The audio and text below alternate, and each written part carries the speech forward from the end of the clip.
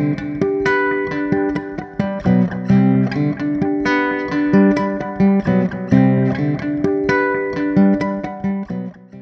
I'm Stephanie Neal, and welcome to Take 5 with OEM Magazine. At PMMI's Executive Leadership Conference, which took place in April, OEMs heard from experts on the economic outlook and how it impacts the packaging industry. They heard from CPG customers, and there was also a session on how OEMs can use predictive maintenance as a sales and service strategy. And that's what we'll focus on here. Blake Griffin, an analyst at Interact Analysis, talked about benefits of providing predictive maintenance on machines as an aftermarket service. And while some of us in this industry thought of predictive maintenance as merely a buzzword in years past, it actually has the potential to disrupt the OEM business model. In fact, Griffin said if an OEM opts not to provide predictive maintenance, they run the risk of obsolescence in the long term. So first, what are we talking about? Griffin explained predictive maintenance as the use of technology to gather data on the condition of assets, such as temperature or vibration levels, and to perform an analysis on that data to predict when the asset needs to be repaired. This is all happening, of course, before anything fails, which is a big factor in avoiding downtime. And there are some machines that are more prone to downtime, like form, fill, and seal machines, labeling, decorating, and coding machines, and that's according to a survey of customers. That's why many CPGs have already implemented predictive maintenance or are evaluating it.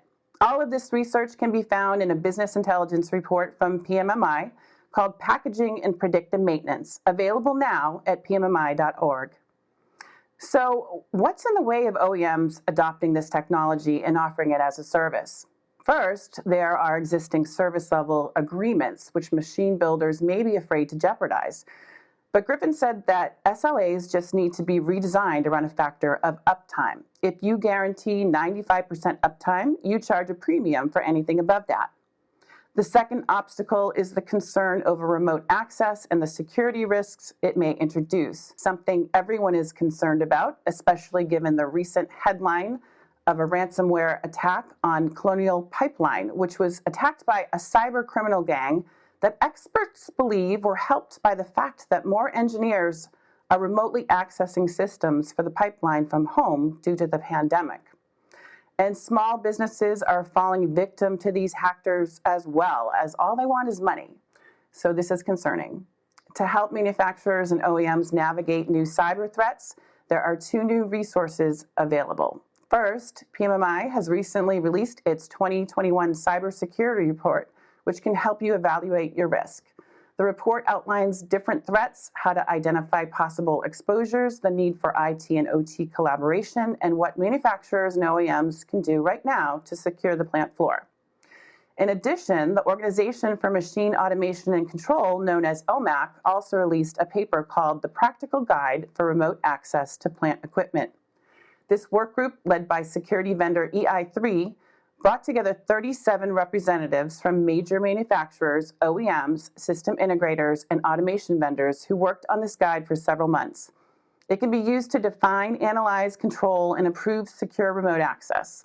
I spoke with an automation expert at Cargill who helped develop this, and he says he now passes it around his organization as well as to vendors as a reference for discussion because while there's no silver bullet, the goal is to develop common sense, practical points of view that anyone and everyone should use. You can access the PMMI and OMAC reports in the links below, and you can also read more about it in the summer issue of OEM Magazine coming to you in June. So that's it for me for today. Thanks for joining me for this edition of Take 5.